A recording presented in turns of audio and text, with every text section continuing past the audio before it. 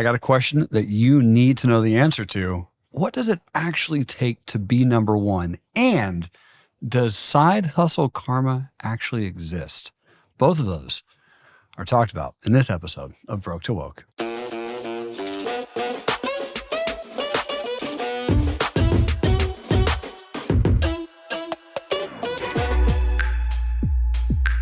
We just talked about a moment ago, episode 1, how we're in the Peace Teepee, one of your favorite places. Last few episodes, we did it on the island. I know. And I have heard some cool rumors on magazines and some really big websites. You've won a bunch of awards. How does it feel after all that struggle, getting through to the other side? Yeah, that's Bear's favorite noise right now. He loves it. Yeah, it's a good one. Oh, he's so cute. I can't even handle him. I had to FaceTime him in our break. Yeah. Have to. I missed him. It's been an hour. It feels really good because my favorite new quote currently from Billy Alsbrooks is, "Beautiful is the day the genius finds out they ain't crazy." And it feels really good to not be crazy because this vision of creating a space that helps people heal, elevate, and transform, an immersive environment that allows the people who have the potential to change the world, to find themselves, to find their purpose, to wake up and then go full blown into their calling. And to do that through a resort, that sounds really weird. And especially on a private island, because people used to tell me all the time, people don't do that kind of thing on private islands, but God knows what he's doing. Mm-hmm. He knows. And so even when you look crazy, even when you feel crazy, even when it takes longer than you plan to work, you got to still find a way. How long did you think this was going to take? I believed that I would start the project in January of 2017 and that we would be on the market, moving, slow walking it September, October 2017. You are brave. Yeah. Yeah, I ran my numbers accordingly. Yeah. I full blown hit it hard, jumped in, did that renovation, and then I didn't mean to laugh at you, by the way. It was just fun. It's okay. It's funny to think that was going to be what happened. But yeah, no, September 6th of 2017 is when the strongest hurricane in the history of the Atlantic whooped up on BVI. And now looking at it, it's the greatest blessing because it allowed me to learn what disasters can do to a nation. And it has since led to the growth, really the founding and the growth of aerial recovery, which has turned into so many amazing things. It's so freaking awesome, honestly. Like, I can pick anything apart. And this is such an effective organization. The concept of healing veterans to then go save people in the most austere environments and the toughest missions ever. It's genius. And I didn't know it would work, but it's working. Yeah. Same thing like the island. So yes, it is 2024.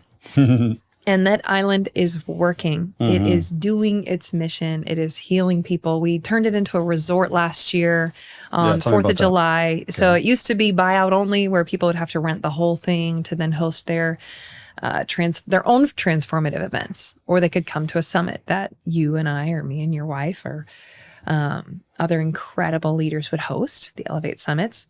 And now people can go rent a room and stay for 4 days or 7 days or 10 days. And the amenities, the programming, the available activities, the food, everything is so curated for healing, elevation, and transformation that lives are being rocked just going to a resort, which is so cool. So right now I'm getting a lot of offers from people asking, how did you do that?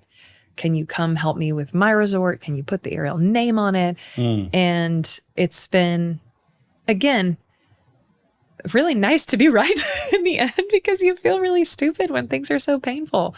Now, our grand opening date after I renovated it after the hurricane was March 1st or April 1st, 2020. You're so smart. And we all remember what happened in 2020. Oh, boy.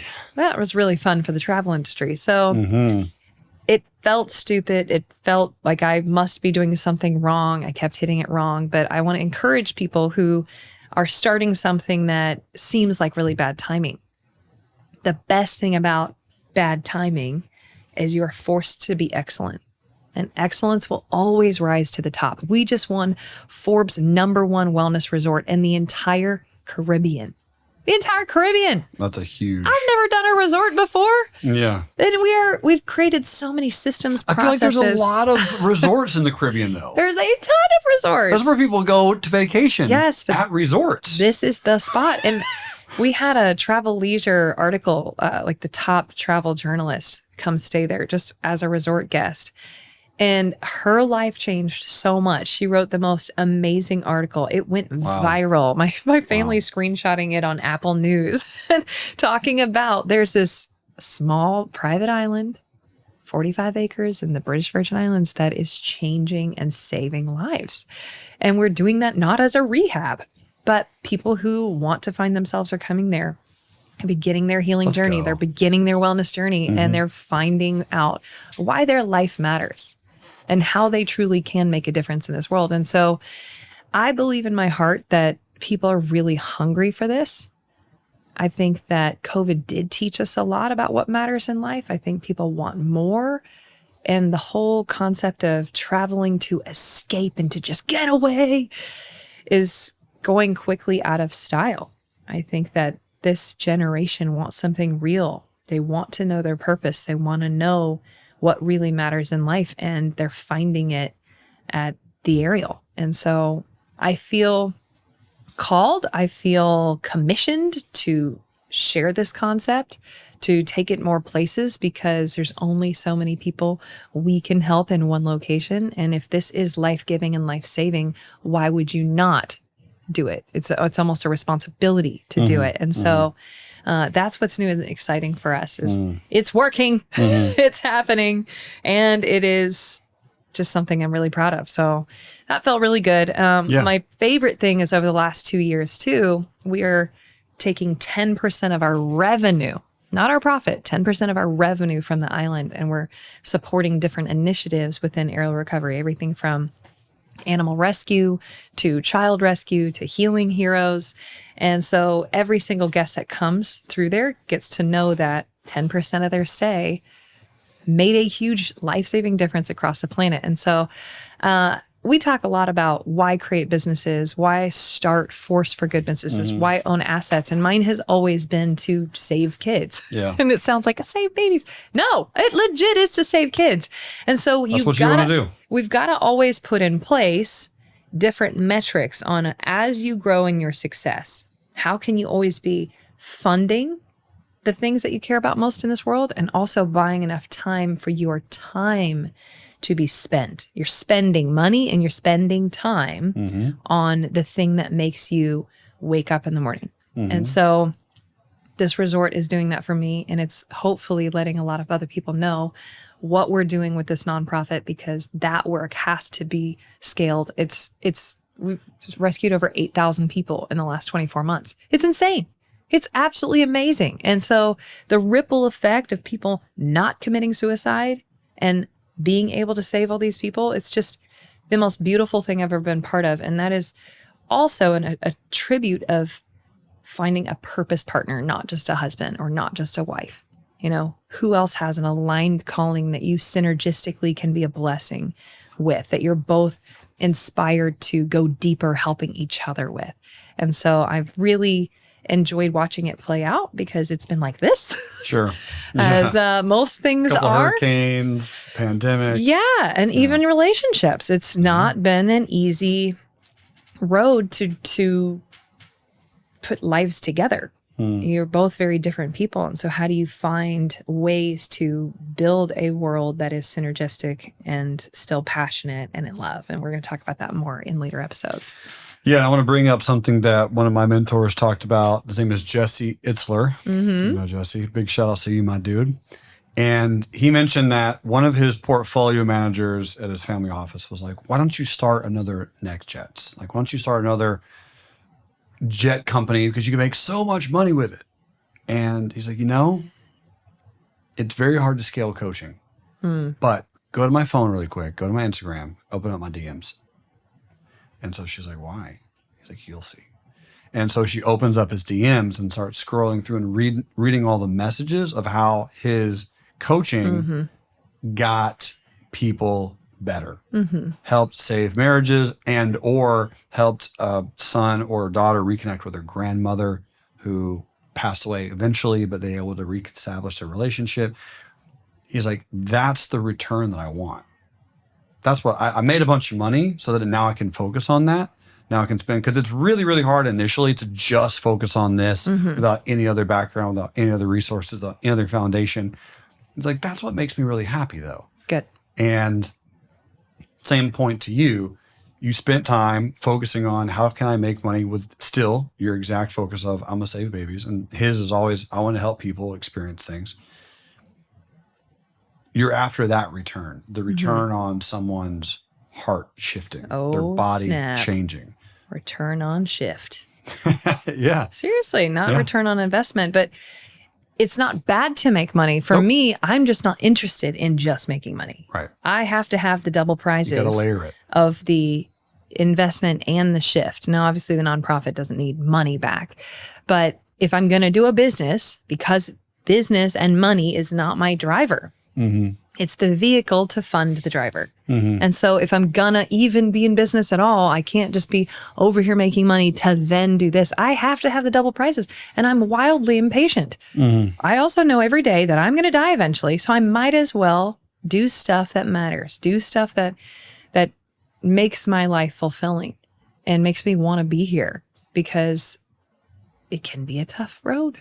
And so if it's not worth it, don't sell your one non-renewable asset for something that isn't part of your big purpose. Now, there's going to be good days and there's going to be hard days, and that is part of life, just like a heartbeat. Yep. You see the ups and downs. Yep. It means you're alive, but everything at least can be in alignment with where you want to go, opening those doors for what you really want to impact in your life. So that's been really fun. Yeah. And I would love to encourage anyone who's watching this on YouTube or listening on Spotify or our massively popular iTunes section. There are ways to accomplish that no matter what it is that you're doing. You can get it aligned. You can find that alignment with any job. It is available. It is possible, but you're going to have to think on it for a little bit. It might not just fall into your lap. You might have to spend weeks or months. I work at a government agency doing healthcare. How is that going to help me save cats? Well, spend a week or a month and stop at stoplights a little bit longer and go to the park and sit down with a notepad and a pen without your cell phone for 4 hours and just think. That's why people were so smart hundreds of years ago. That's why they wrote these books, Napoleon Hill, right? Think, and he thought and then grew rich, right? You think. It's all about just spending time on yourself. So for everyone who's listening, that opportunity, those double prizes exist in every single business that you're creating, every employment that you're undertaking. I would love to talk about that at some point, because a lot of people think double prizes is, Britnie, having a job that's, oh, wow, this is a really cool job, and then taking all the extra time to create that side hustle. Right? Like, oh, that's my double prize. Would you call that a double prize? Well, if they're using work time to build their side hustle, that's some pretty bad karma. You know, you want if you're being paid to do a job and you're doing something else instead, then you're stealing. It's time theft. And so if you don't want to be in that job and you want to be doing the other thing full time, you've got to just know in your heart you're being loyal to what people are hiring you to do, and you're doing an excellent job. And you can use your personal time to do the other thing. Obviously, it's very hard to do both, because you're going to get phone calls during one, and it's going to bleed into the other one. So I'm a big fan of not just basically using somebody to build your own thing. And I feel like it's going to come back on you. Eventually, you will get screwed over by your employees, and you're going to feel how bad it hurts when somebody does that to you. And so just use your time, use your free time, use your days off to build your own thing if you're going to do it. But even more valuable. Uh-oh. Tell me. What's more valuable? You had an idea, and I want you to share it. Even more valuable than trying to build your own thing sometimes could be... Make more impact or money or revenue or success in the current role that you're in. Yeah. Become more efficient at it. Become better at it. Let's go all the way back to Nationwide Insurance. Your boy is crushing the insurance role. Britnie, you could not imagine a better insurance agent than me. I can see that. I was so nice. Yes. Everyone that talked to me on the phone loved me. I can see that. And what I can say for sure is this. I figured out a way, because everyone knew I was trading. But hard on dad's grave, never traded at work. When I was at work, I worked. That's huge. For Nationwide. I got after it. And I tried to figure out, granted, I didn't want to be at Nationwide long. So I tried to figure out how can I do everything that I needed to do as quick as possible. I didn't drink water. I didn't eat, so I didn't have to go to the bathroom. Probably not the best, but yeah. Don't take this advice. Don't work this way. But I sat down for 4 hours and got after it without pause. Wow. And it was 4 hours. And then I was done. And I asked my boss, like, it doesn't matter like how long I'm here. Is this Were you scrolling on Instagram? Not one time. What? No YouTube. Nothing. No I didn't TikTok. read a And book. what about your dancers? That people liking your dances? Grinding on the keyboard is what I did for 4 hours, 3 to 4 days a week. And I was able to get my work done. Grinding on the keyboard. Right. That sounds like a dance move. It's not a dance move, by the way. But what I want to make sure that people listen to is this. If you're at work and you're like, I don't like my job, you're not spending enough time on it, right? If you really, really, really want to be rewarded, go as hard as you absolutely can. Be unimaginably dedicated to this business and to this role and figure out, can you make more for your business or make more for your company or make more in that position? Can you impact more? Can you learn more? Can you learn more? Can you become more time efficient? Can you become better? And if so, fantastic, because then you'll leave that company on a good high note. Right. When I left Nationwide, I was like pieces and everyone was like, bro, you were amazing. I had 5 people tell me, anytime you want to come back, come back. Because I got after it. And that's the way it needs to be. It doesn't need to be this breakup where you hate each other. No, it shouldn't be like that.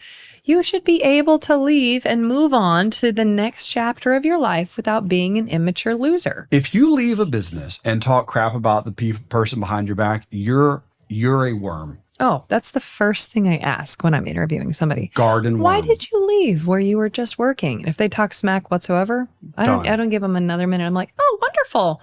Next. Yeah. Crap talkers are crap talkers. Negative people are negative people. Even if you had a really bad experience, find the good. Find the good. Find the good. Yeah. Be someone that things are happening for, not to. Yeah. You are creating your future with your words. And if you bring in a negative spirit and attitude to your current place, guess what's going to follow you? Not me.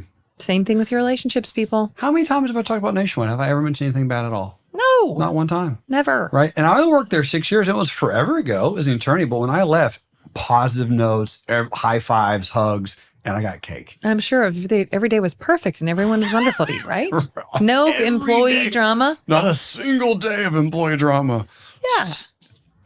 What we're talking about right now at this exact moment is how you can always add immense value no matter what you're doing. It is available to you if you want it to be available. You have to want it. You have to really put in the time, energy, and effort to be the absolute best, because that energy, dedication, skill will carry over into anything that you do. And just like anyone that Britnie and myself interact with, we're always going to be positive. We're always going to say nice things about. And that's because we really, really care. There's so many ways to tweak the system and to hack and to create and to expand. And one of the things I would love to talk about in the very next episode is what we're doing right now to tweak, to expand, and to hack the system for even more accelerated growth.